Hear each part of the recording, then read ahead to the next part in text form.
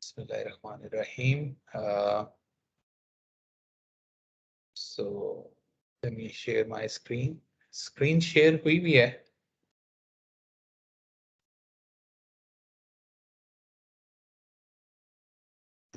Sir, share है, sir, नजर आ रही है. Okay. Bismillahirrahmanirrahim. जी, let's start. It's lecture number 3, and we will continue learning about blockchain technology and applications. Again, I'll just keep showing you another slide which shows the sources of the material that I've taken from my lecture as material from the internet. Today we shall be discussing few research publications as well, and definitely there's my personal perspective to all of this, and then the care projects. So this is the outline. This is what we discussed last time. It was role of money in society, and we were more focused towards cryptocurrency because this is how the blockchain started. So we concluded that money, the perception, is just the perception. It is the social norm or social consensus that people believe something has value, and that perhaps is the reason for Bitcoin to have this enormous value. Because people believe that it has value. And then we talked about last time system level overview of blockchain, that how these are append-only blocks of data in an open ledger where everyone has a copy. And we also discussed the proof of work, and I gave you an assignment as well where you tried your level hard to figure out the noise which can make the transactions I gave you to bring 3 leading zeros, and just to give you a taste of that how this whole thing works. And then we, end of the lecture, we discuss cryptographic hash function. And so my perspective today is to learn, there are very few basic things in a blockchain, and to get really a comfortable feeling of the technology, we need to get mastery on these few concepts. So I would urge you to just take it in this perspective that we need to learn the very basics that are there in blockchain technology. But as I promised that we'll be focusing more on applications. So today I intend to spend time in giving you this supply chain management application of blockchain. And I also intend to give you an assignment on this, that we do the supply chain management, and then you divide yourself groups and do this assignment, which will be a graded assignment. So it'll be the first graded assignment. And then another very core technology in blockchain is digital signature and public key cryptography.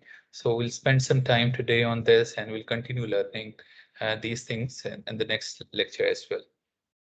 So I remember that we talked about hash functions, and I said this hash, which is the hash of all the transaction in a block with the hash of the previous block and the timestamp. You put them together with a noise, which is just this magical number, which can give you these leading zeros. And so these are the leading zeros, and that makes this whole problem difficult to solve problems. So all the miners are just trying to get all these zeros, and whoever finds it first raises hands and just send it to everybody, and they can easily check whether this is a correct hash or not. If it is, then they append this block, which happens every 10 minutes into the blockchain. And we also learned about, all these zeros, and especially this number, nonce, which is the magical random number, which people do hit and try to come up with this, and the number of transactions in a block, which the miner chooses to put in the current block. And then the block is appended. into the blockchain. And we also discuss about that the algorithm by itself try to manages the complexity, ensuring that on average only a block is added every 10 minutes. But obviously it fluctuates, but it is just taking averages to ensure that it happens. So this is, I said, like you are grinding something. It is the previous header hash. There are a number of transactions from previous block to this block, and nuance is that number and the timestamp, and then you just keep spinning it, and then once you get the requisite number of zeros, and then says thumbs up. And SHA-256 is the hash algorithms or a function which computes the hash. And so last time we started discussing this function. It's very easy to understand function. There is no complexity. Its whole purpose in life is to mix it in a way that no matter how much amount of data you put into this, it only results into 256 bits, which is these 832-bit numbers. So A, B, C, D, E, F, G, H are the placeholders. Ultimately, like you just keep throwing in, this is W is the message, whether it is a smaller message or even a book. Okay, it is 2 raised to the power 64, which is just a big number.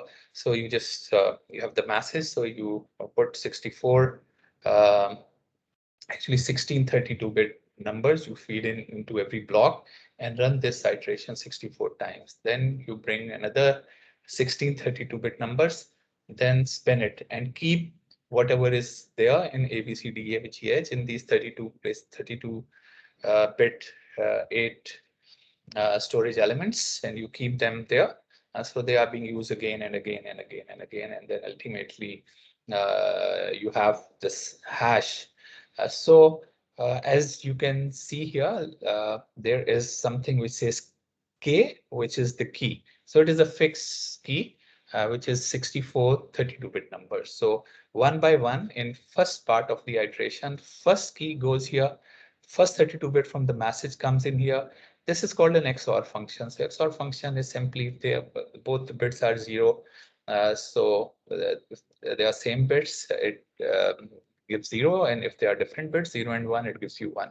So it does the hash of 32-bit numbers and pass it on to the next XOR gates, and this hashes it with XOR it with H, and then pass it to the next XOR function, which is here. And here it takes the CH, which is it takes 3 of these 32 numbers. So I'll shortly learn that what this does, the sigma 1 just works on one on E, and it just keeps passing on, and it is just doing an XOR operation. And then is this function, which is the majority function, so to say. This is the choose function. This is sigma 1, and it takes 3 A, B, C, D, and then it computes the XOR, then pass it to the next one. This is sigma 0. It computes this and place it into A. So this is the first iteration. The first part of the first iteration, there are going to be 64 part in every iteration. So the first part of the first iteration, where you can say I is equal to 0. So A gets updated. Once A gets updated, A value goes into B, and B value goes into C. So C value goes. So this is every value gets updated. Then comes the next part. Just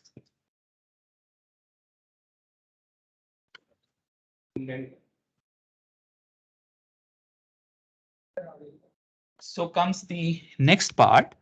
The next 32-bit number comes in here. And similarly, let me just give me 1 minute, please.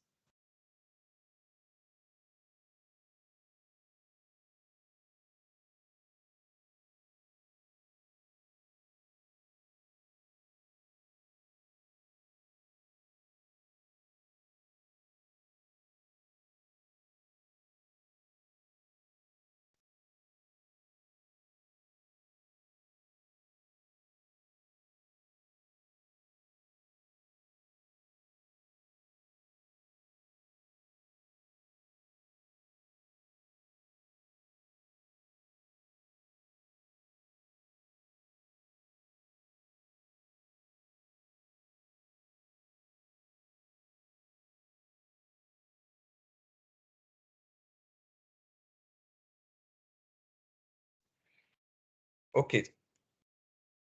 So,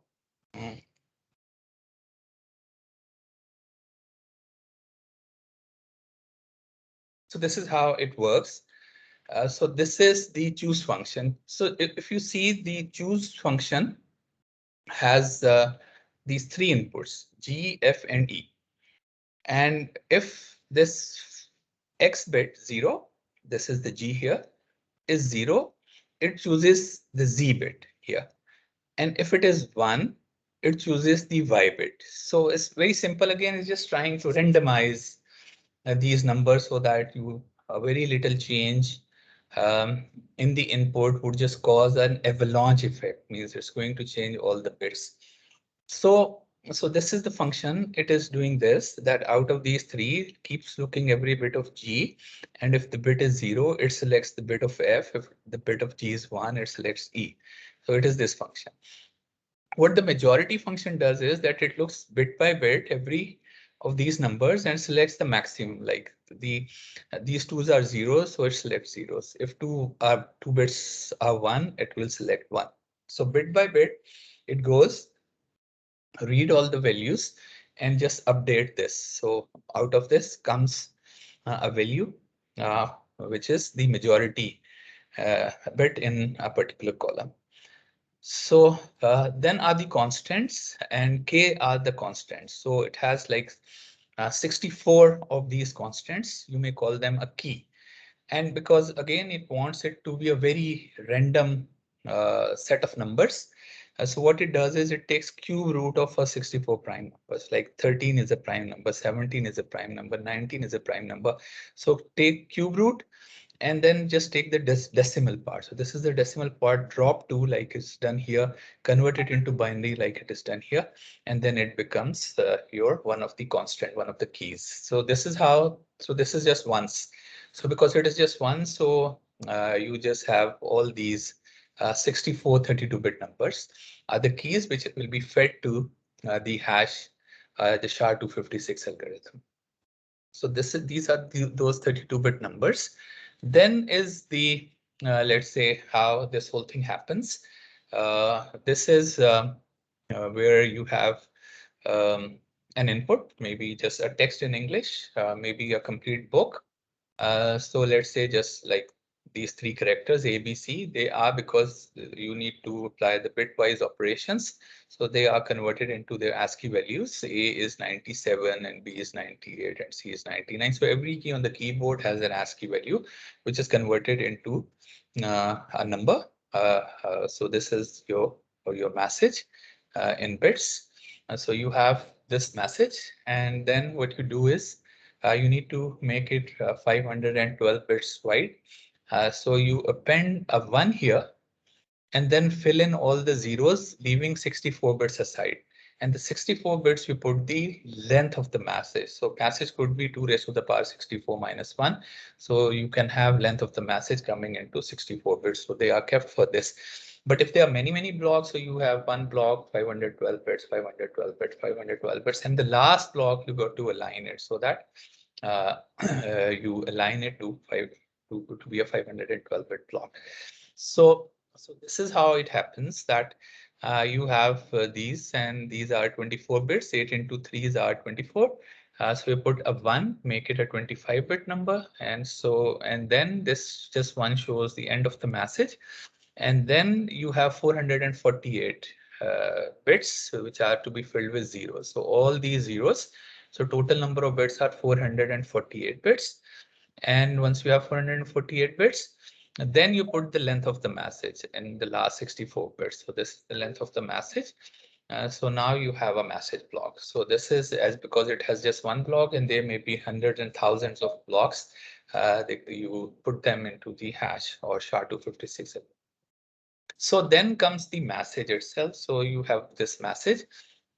So you only take 16 32-bit numbers of the message as is, so which is 512 bits. So you have this message, and from these 16 32-bit numbers, you are going to generate rest of the numbers to make them equal to 64 32-bit numbers. And how they are done is just you are using this equation where you are using, for example, you are using the 16th message generating 15 are as is. So 15 of 32-bit numbers are part of the message which you just copy. And 16th you have to generate using this recursion where you are using the 14th 32-bit number and 15 minus 7th 32-bit number and 15 minus t minus 15 and t minus 16. So just from the previous, and again, the idea is that you are just making sure that is very, very random. So you are just mixing all of this. So you have these are the 32-bit word from 512-bit messages which you're going to generate. And these are the functions, these sigma naught, sigma 1. These are the functions which has its input. So it takes an input, rotate R, rotate right 7 times. 7 bits are thrown out and they come back and get appended on from the left. Similarly, 18 bits are thrown out and they come back and get appended to the left. And shift R is you just drop 3 of these bits. So shift right. So these are the functions. So whatever, for example, here it says this is operating on WT minus 2. So for 16, that is the 14th word, which is here. The 14th word, you take this word and do the all these operations, which is sigma 1 is that you rotate 17 times, rotate 19 times, and shift right 10 times, and then XOR them together. So this is how the rotate you 7 times, rotate 18 times, shift right 3 times, XOR them together to generate sigma naught of X. So this happens so that now you have these 16 were your messages, and then you have 16 your message, and then you generate rest of the messages till W63. So you have this from 16 32-bit numbers, you have 64 32-bit numbers, and these are the numbers which are fed into the algorithm. But to initialize A, B, C, D, E, F, G, H registers, you need to have 8 32-bit numbers, and that's how you start. So how do you initialize these? These are also constants, and they are the square root of the first 8 prime number. That was A was the cube root, but here this is the square root of first 8 prime numbers. So here are these prime numbers, and you put them in A, B, C, D, E, F, G, H registers. So this you see are the prime numbers. जी please. Sir जो original message है वो हमने कहा कि 16 32-bit numbers हैं. जी वो 16 32-bit number है 512 बिट.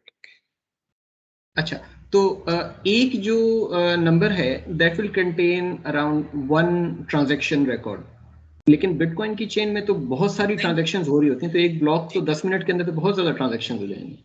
जी आपकी जितनी ट्रांजैक्शंस हैं so it's a big block and we will learn about कि वो हर ट्रांजैक्शन को भी हैश निकालता है और फिर उनका एक मर्कल ट्री बनाता है और मर्कल ट्री का रूट होता है. we'll get into that. But ये एक ब्लॉक 512 का नहीं, सिर्फ एक ब्लॉक नहीं होगा. So as you rightly pointed out, let's say there are 1000 transactions and every transaction is 1 kilobyte. So it will be 1 kilobyte into 1000. So it will be 1 megabyte of data. So 1 megabyte of data will be divided into 512, 512, 512. So you divide 1 megabyte into, which is 8 megabit divided by 512. So that will give you the number of blocks that you have to process. You put the first block, then the second block, then the third block, then the fourth block. So block by block, but you keep A, B, C, D, E, F, G, H as they are. First time you initialize them with these numbers, and then you just keep updating them, keep updating them. So after that, you get a hash. Okay. So that hash may or may not have those leading zeros. So there is a nuance that you are changing and making sure that you get the requisite hash, and that will take you almost 10 minutes to actually process that. So it is not just one block. So there are many number of blocks. So these are the 64 iterations which we just mentioned, that you just keep updating. A goes to B, B goes to C, C goes to D, E has something to E goes to F, F goes to G, G goes to H. But E is and A are calculated a bit differently. So you do this 64 times for 512-bit block.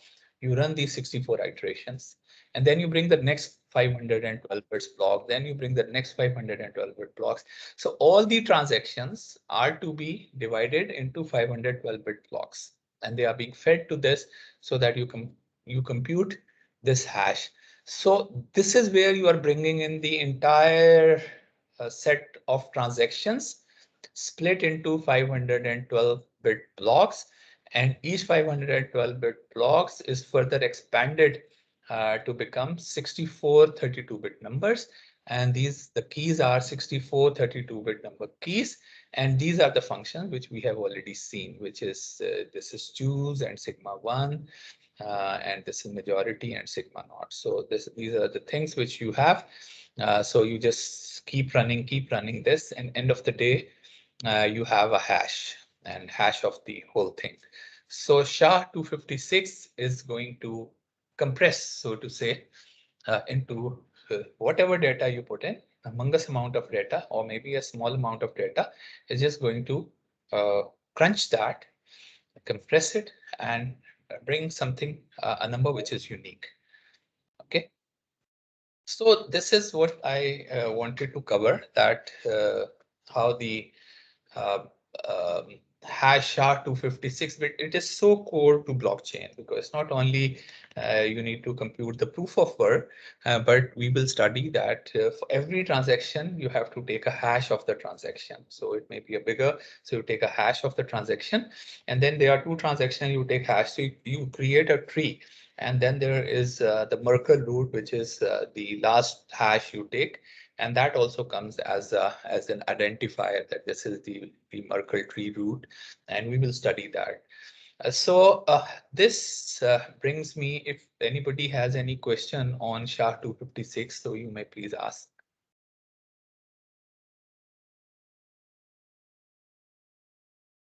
If not, let's now start learning about another very exciting thing. Sir, I have a question. जी जी Excuse me, sir. please. Sir आपने जो हमें last class में एक activity दी थी जिसमें आपने कहा था स्क्रीनशॉट शेयर करना है 3 zeros लाने हैं सर उसको जब हम सॉल्व कर रहे थे जो आपने एग्जांपल बताई थी वो आपने बताई थी Shoaib send something Shoaib send to someone else और वो अमाउंट था बट सर जब आपने उसका सोल्यूशन दिया था उसमें जो वैल्यूज थी उसमें वो एड्रेस था नेम्स की जगह एड्रेस था सर वो मुझे शायद आपने देखी it था what I solved in the class. There I was using names, but the assignment I gave had addresses. तो शायद वो आप मिक्स कर रहे हैं कि वो जो मैंने असाइनमेंट दी थी ना उसमें एड्रेसेस ही थे, because usually these are the addresses. So I put an address, this address and this much to this address, this address and this much to this address. So assignment में addresses थे. All right, sir. Sir आपने बताया कि एक 1 append करते हैं और उसके बाद सारे 0 अपेंड कर देते हैं, वो मुझे समझ नहीं है कि 1 अपेंड करने का क्या मकसद है और पता कैसे चलता है कि ये लास्ट 1 है। जी ये मैं बताता हूँ। लेट्स से कि आपका मैसेज में है 820 बिट्स, ठीक है। एक ब्लॉक तो पूरा बन गया 512 बिट्स का। जी जी। अब जो बाकी बच गई, लेट्स से 315 बिट्स बच गई, I am not doing the exact math, 315 bits बच गई, ठीक है। ठीक हो गया। So now you know the 315 के बाद ना आप एक और 1 लगा के इसको बना लेंगे 316। तो this is the last block जो कि पूरा नहीं हो रहा। नहीं लेकिन पता कैसे चलेगा कि ये ब्लॉक पूरा नहीं हो रहा था, यानी डेटा में और पैडिंग में डिफरेंस जब हैश करोगे ना तो आपके पास सारा का पूरा मैसेज होगा। You would have the entire message which you intend, the entire data which you need to compute a hash. Like the example I gave you the entire transactions, that these are the transactions, so you convert them into bits so you know the size of the whole thing, which you are going to do a SHA-256. See it? So what you do is you take the remainder 500 divided by 12 and 512 and you get a remainder. Those are the remainder bits. So you have complete blocks that can directly get into the SHA-256 algorithm, but the last leftover bits, okay, are to be made equal to 512. Right. So that's how you make them in 512 bits. Okay. Got it. Thank you. Okay. So now, so we will, as I mentioned earlier, that I intend that we keep learning about the technologies, because technologies give you a comfort feeling. Yeah, I know what SHA-256 is, and so it's simply 512 bits blocks, and you are just putting it into a grinder, and grinder is just grinding it, and they are its placeholders, and it just put those numbers there, and then bring the next block, the next block, and keep modifying those numbers. And then once it is left with no data, it has a hash, and you say this is SHA-256. So then are the applications, and to understand, because we started learning about Bitcoin, and Bitcoin is the very first application of blockchain. Okay, Satoshi Nakamoto actually did not even use this word blockchain. So people derived from his paper that because just append only blocks, so let's call them blockchain. And with the previous hash, you are linking a block with the previous one, so it's called the blockchain. But then people started thinking about a number of other applications of blockchain, and there was a lot of excitement in the industry that it's not only specific to cryptocurrency, but it has numerous applications. And some big players like IBM went into this and came up with a platform, and so there are other people who are also now heavily investing in blockchain technology applications which are not specific to cryptocurrency. Supply chain management is one such application. But before we get into that, understanding how you apply blockchain in supply chain management, we need to understand the classification people have made of blockchain. So usually blockchain is broadly divided into two classes. One class is called public blockchain. Public means anybody can just participate, anybody can be part of the network. Whereas the other is called a private blockchain, or also called a permission blockchain, and we will shortly find out the difference between these two. And the third, like private, is a consortium blockchain, which has some additional requirement on the nodes that are participating. So you have sir मेरा question है जी जी please ask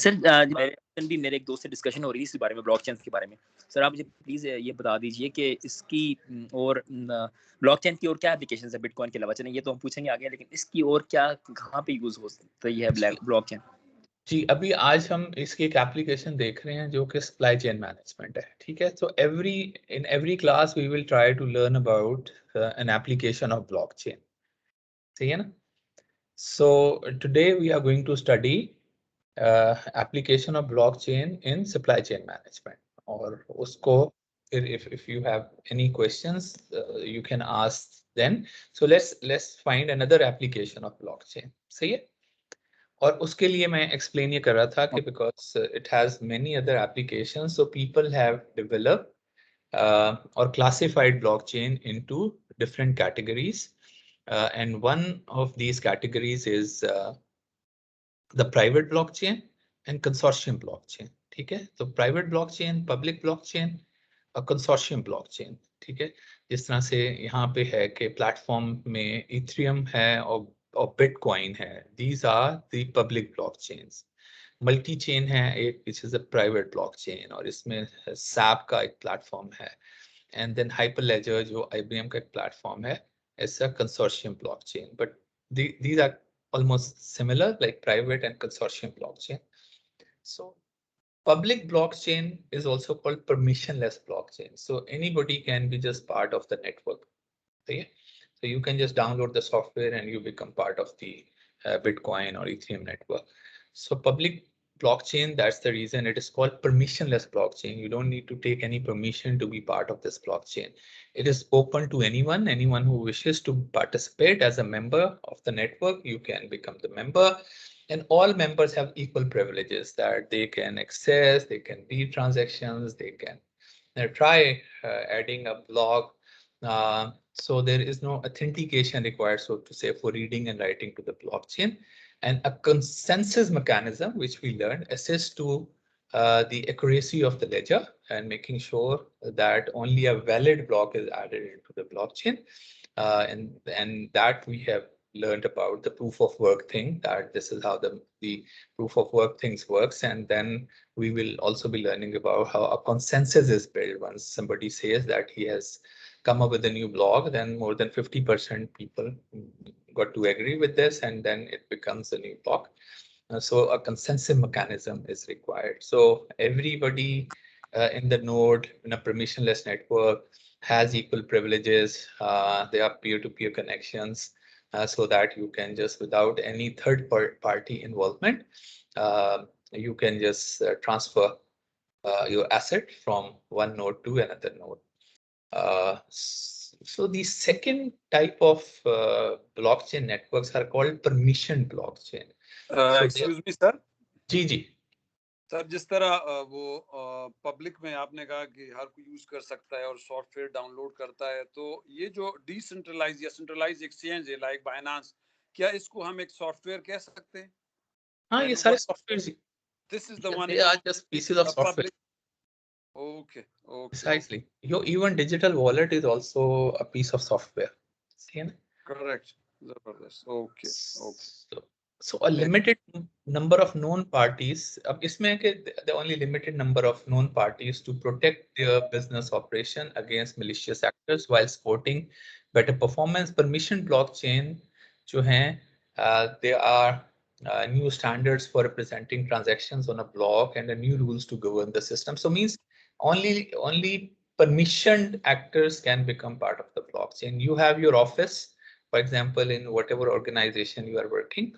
Let's say you work in Nadra, so you may have a permissioned blockchain where only people, or let's say DHA, so only people who are part of the DHA residents, they are part of this blockchain. So every node has a permission to be part of the blockchain. And somebody buys a lot, जी. Sir ये until इसका कोई regulator नहीं है जहाँ तक मुझे समझ में आया है, like मतलब especially in case of public network, तो ये money laundering को facilitate नहीं कर रहा है like in a way, जबकि especially अगर आप current scenario में देखें तो this is a very hot issue over entire globe, money laundering. And असल में अब सारे people are into regulating this because of these concerns. The governments, they don't like it, but sometimes, you know, you cannot control it because of this reason that they are just coming up to a best compromise, that how can you allow this and then regulate the exchanges and let exchanges do the transactions. So the governments, they want to have a control so that money laundering does not happen. Like in the whole purpose of blockchain was like, so the paper which I kept mentioning was that they wanted to take out the third party, and they want the money to be transferred from peer to peer, from one person to another person, and no matter where that person lives. And so bilkul isme there are issues of money laundering, there are issues, you know, other issues. The governments are sensitive to this, and people are trying to regulate the transactions. So for the permissionless blockchain, yes, ये issue है, or so there are people who are working to come up to a resolution on this issue. Okay, so these are called the private blockchains and permission blockchain, and only authorized participants can join the network. It is possible to limit now because it's again piece of software. A limited group of nodes retain the power to access, check, and add transaction. Not everybody can add a transaction. Okay, we'll shortly see that why this is important. Some nodes may only have privilege to read the transactions, so read whatever the data is there. And even there you may have access mechanism where you don't want everybody to read everything. So different access levels can be programmed into a private blockchain or a permission blockchain. Who decide that which node would have this kind of limited access? Once you, because it is a permission blockchain, you have already every node in the network is a designated node. So you configure, once you do configuring, at the configuration time, the administrator, so to say, decides that which node will have what privileges. Okay. So especially once we are going to look into this supply chain management, so we will understand that, okay, it is comprehensible that at the configuration time, you decide which node, so whosoever is managing that supply chain management network would basically decide that which node should have what privileges. Yeah, because it is permissioned, so there is somebody, so to say, is somebody who is deciding all these things. And who is that somebody? Who is actually implementing the supply chain management. For example, if you work for an entity, let's say Khadi. So Khadi wants to use blockchain in its supply chain management. So it is the Khadi which would decide that which participant should have what privilege. So they may want to give some privilege to every customer who is coming to Khadi by just pointing your mobile phone towards a particular dress. It should show you all the transactions being happened in making into that dress. Okay, so you as a customer who has this privilege that you can actually view all the transactions that has happened to bring that suiting into a Khadi store, but you don't have this privilege to change. But then there may be other nodes which may have these privileges to add some information into the chain. So today we are going to see that. Yeah. Sir, there's a question. Please. As you mentioned the example of Khadi, so it means it's controlled by one authority, yes, which is giving permissions to different nodes. So yes, can we call it a hybrid network or hybrid yeah, thing? you can call it a hybrid as well, because then there are people, like everybody can become part of this blockchain, but with very limited privileges. Okay. So you let everybody to be part of the network with limited privileges, but then there are special people who have special privileges of adding block into the blockchain. So obviously it is like this. Okay. This is, kind of a picture where you have like these people who are part of the private blockchain.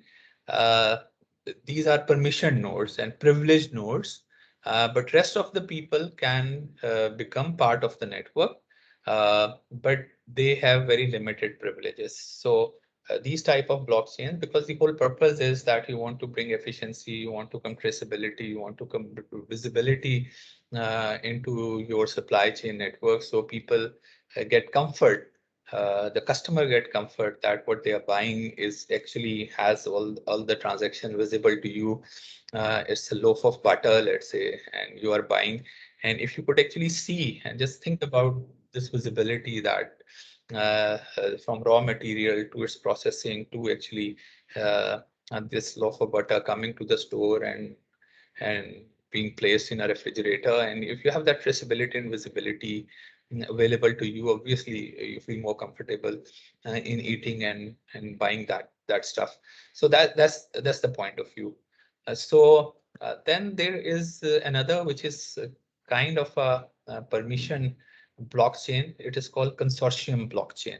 A consortium blockchain is partly private blockchain solution without a single owner organization. So there may be multiple consortiums in that, and we will see an example of this in today's blockchain, the supply chain management example. So consortium blockchain platforms has many of the same advantages, such as privacy, efficiency, scalability, performance, and the like, which a private blockchain has, but operate under the governance of a group. So there is some governing principles in that group. So it has it operates in those governance rules. Therefore, governance is essential for consortium blockchain. And there is a proof of authority, that there is an authority which can append a block, and is one common consensus algorithm. So we have seen a proof of work where you make that problem very difficult to solve, and anybody who solves that problem has privilege to append a block. But in this, there is somebody, a node, which has the authority to append a block. So that is the proof of authority, which makes it simpler to work. So, for example, let's say there is an example where we have this raw material. So a raw material supplier basically supplying raw material, adding a block into the blockchain. And there is a manufacturer who does the manufacturing and adds a block into the blockchain. And then there is a distributor who is going to take the manufacturing item to a wholesaler, a warehouse. So he also appends that, and the warehouse basically again is basically distributing to retailers. And so he also puts a block, and there. So this is a ledger, which is a distributed ledger. Everyone has a copy of this ledger.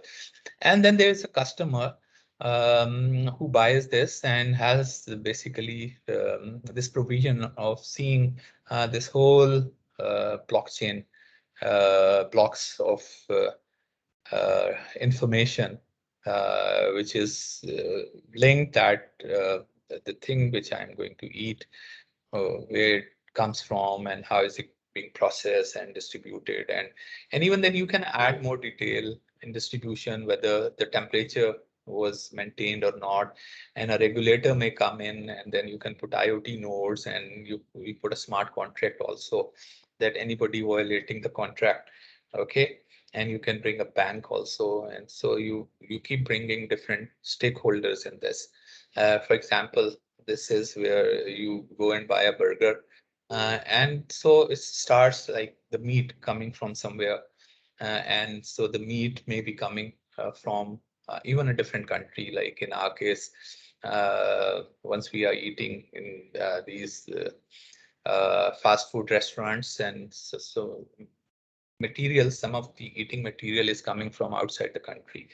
And so you know that, okay, it's like this is the meat which is coming from China, or and this is the where it goes to another country, and then the restaurant is in some other country, and you are just a consumer, and you get this visibility and how the quality is ensured, how the product quality is ensured, and those are also the things which you people want to make part of the network. So every node, so this is an example of a blockchain where every node in the network is appending a block. And so the consumer, the end consumer, can have visibility. And then if something is not supplied right, okay, a smart contract can just nullify that transaction or cancel that transaction or put a penalty on the supplier. And so this whole thing is where blockchain is making a lot of sense for people to have just good food on their tables. So this is one application. Then I have some reading assignment as well. This is Harvard Business Review paper, which is building a transparent supply chain. A very interesting paper, and I would like you to read it, but I'll also go through this paper. So building a supply chain using blockchain technology, it talks about that. And it says that it is one of the most promising applications of emerging blockchain technology is in supply chain management, as it creates a complete, transparent, tamper-proof history in a transaction of the information that is flowing, inventory that is flowing, and financial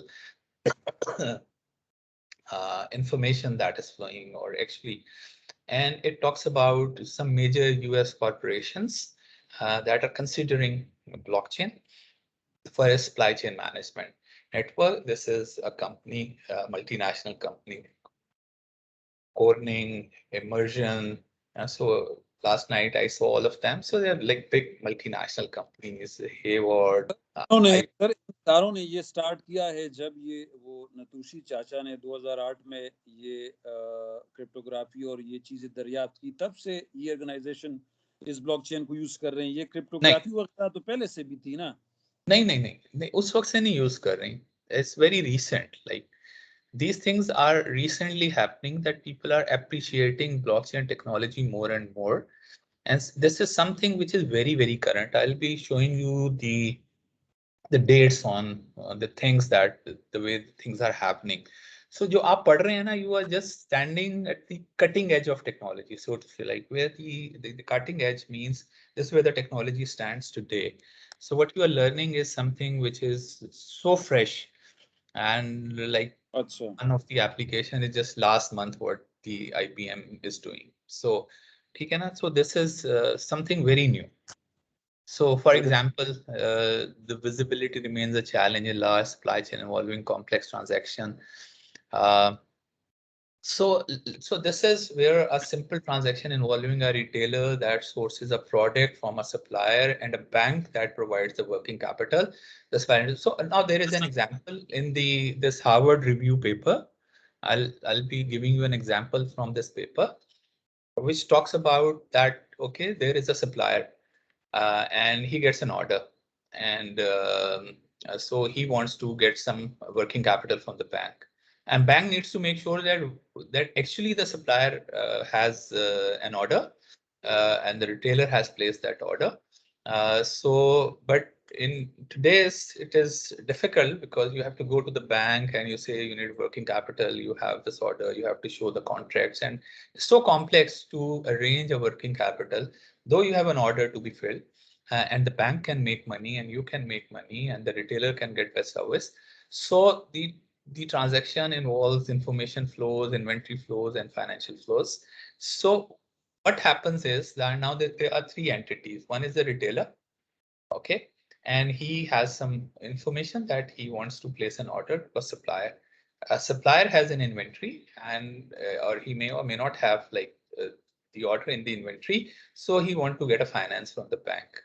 So these are the three players which this Harvard Business Review talks about an example, and he says in current scenario, so the retailer places an order to the supplier, and supplier acknowledges that yes, I have an order. Bank has no clue, so there is a blind party, and so obviously bank does not know that this is something which is happening. So now the supplier requests loan from a bank. A bank provides financing to the supplier. So it says, okay, I have this order and I want to get finance from you.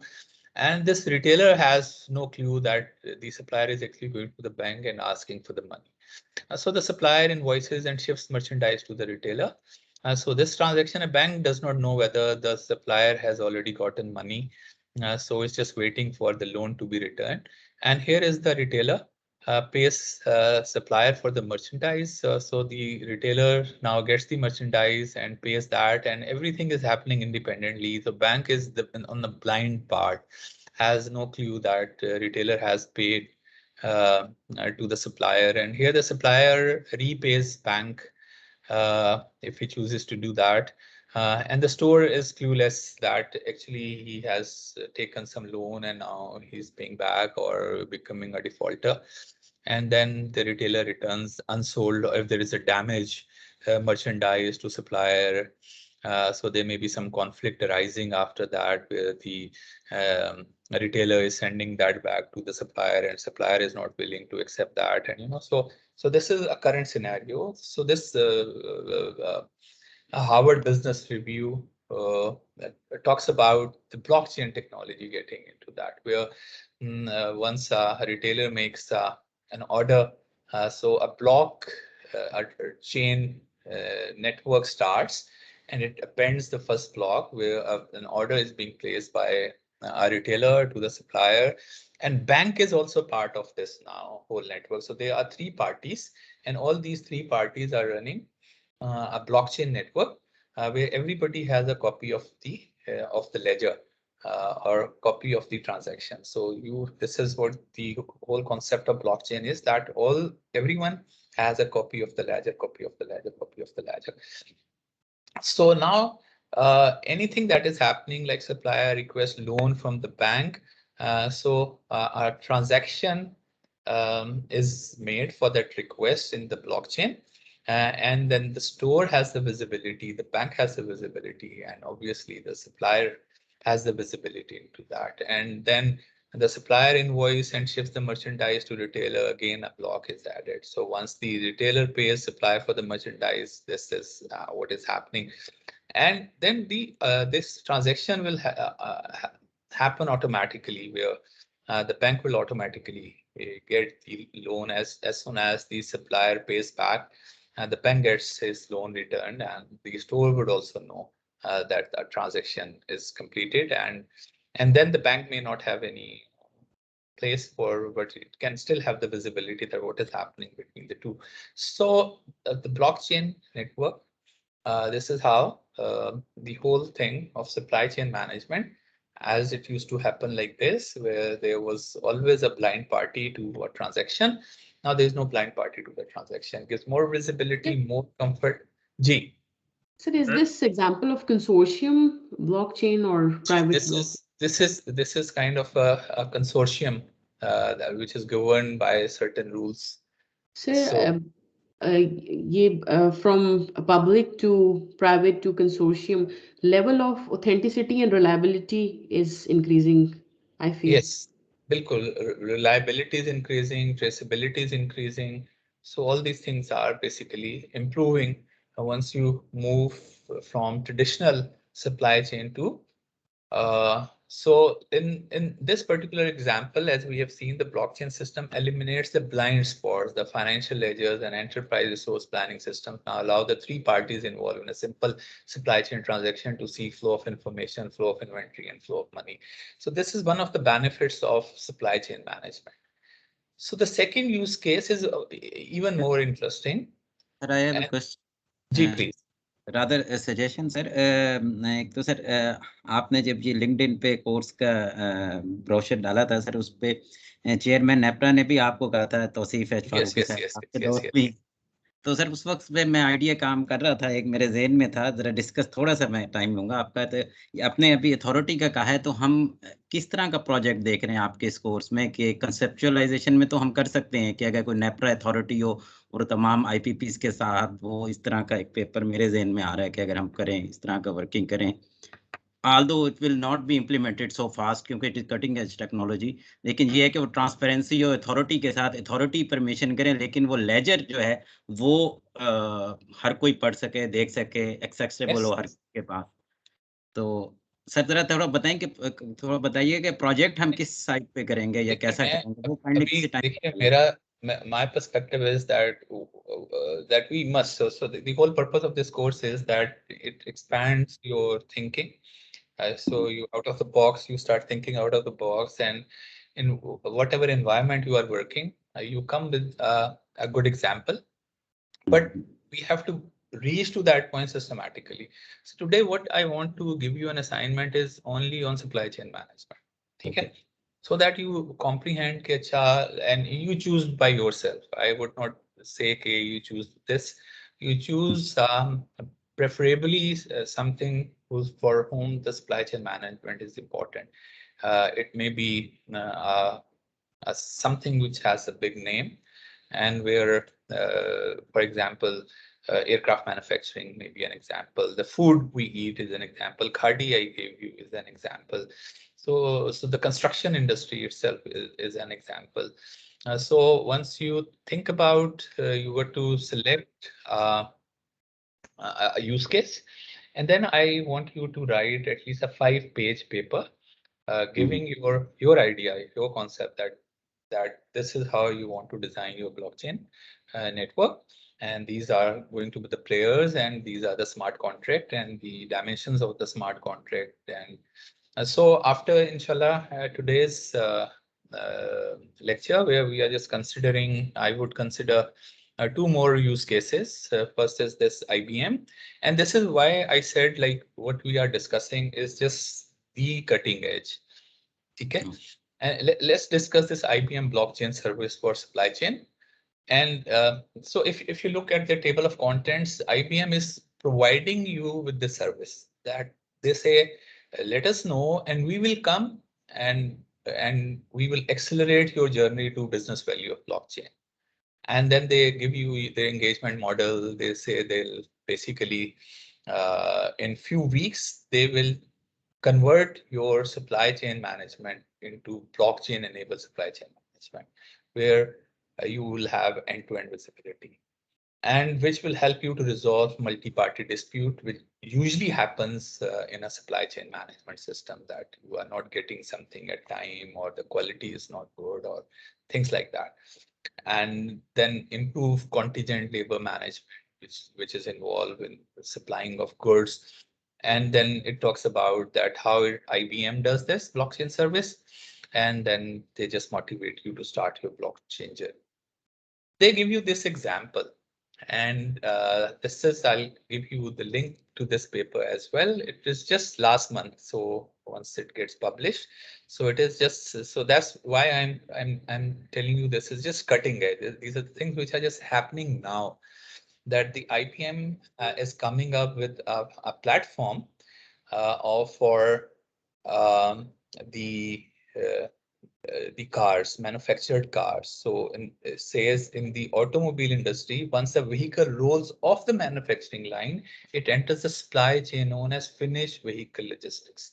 So IBM is focusing on finished vehicle logistics use case, and it has a framework which primarily does this finished vehicle logistics using blockchain. So on its factory to dealer journey, a new vehicle may pass through 3 or 4 in-country logistics service providers. So there are many logistics service providers. Once it gets off, so one part is that once you are actually manufacturing a car, that is very intricate. Okay, the supply chain and the way they are producing number of cars in every few minutes, and sometimes every few seconds they come up with a new car. So you can just imagine the whole supply chain management that works in lockstep to ensure that they can basically get that type of throughput.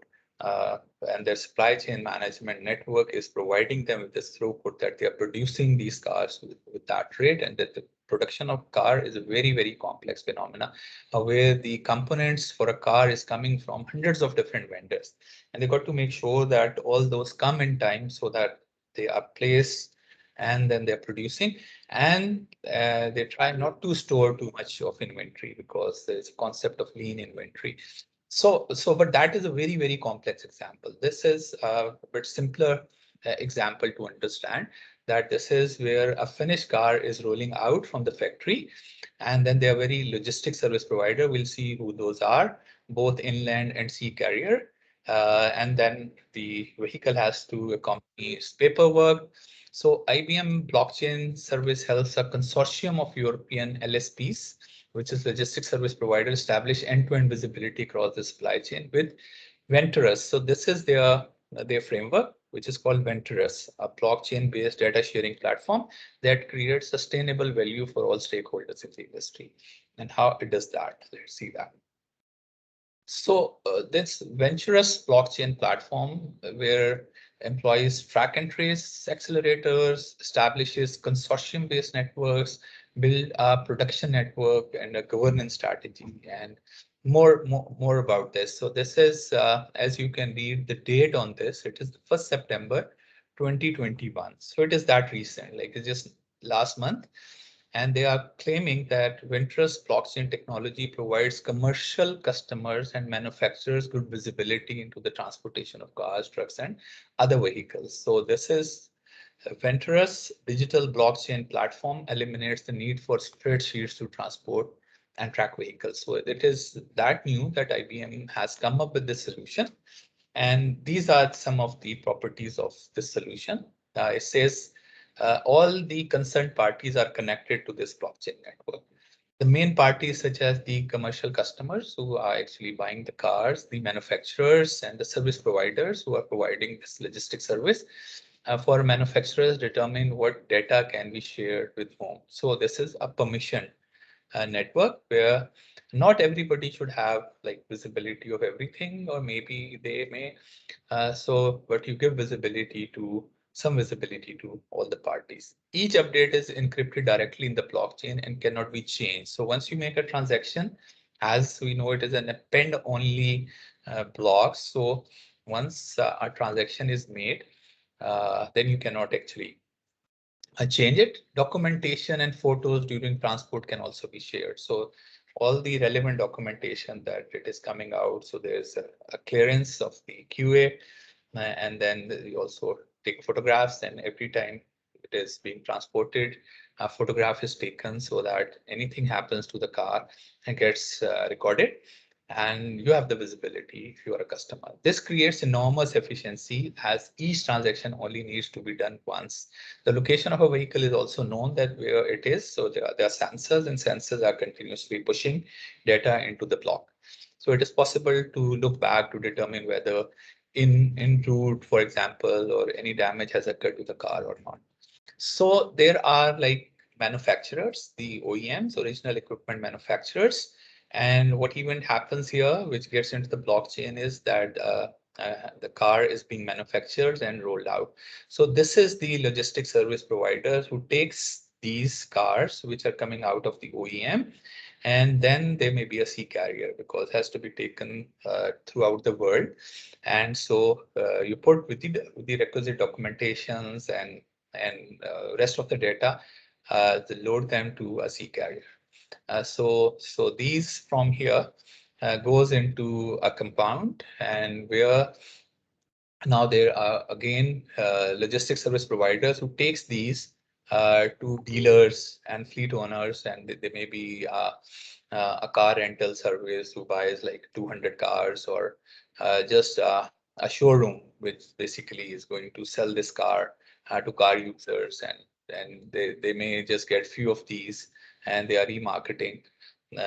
And then there is finally a car user. So they are manufacturers, they are logistic service providers, they are leasing companies, they are car rentals, they are other fleet owners, and then they are dealers. And so everyone is adding, gets a single interface to add a block to this blockchain network, and everybody gets a visibility and knowing that when the car was actually came out and from which factory on this globe it came out, and how is it being transported from that country to different countries and getting to the customer. And then he has a lot of visibility into if any damage has happened to the car or not. So this is interesting example. And they have now this solution which they are marketing. So it is that new that they believe that they could actually market it to many LSPs in European countries, and so this IBM is actually very heavily investing in blockchain technology. So the next example which I intend to take is the textile and clothing industry example. So this is also a very recent paper, which is 2021, last April. So it got published. I am just keeping this because in Pakistan, we are one of the destination for good textile manufacturing. And I have been like working with some of these textile, some of these textile industries, and I know how critical it is for them to manage their supply chain networks. So in a textile industry, there is somebody who is producing, it's a fiber producer from the cotton.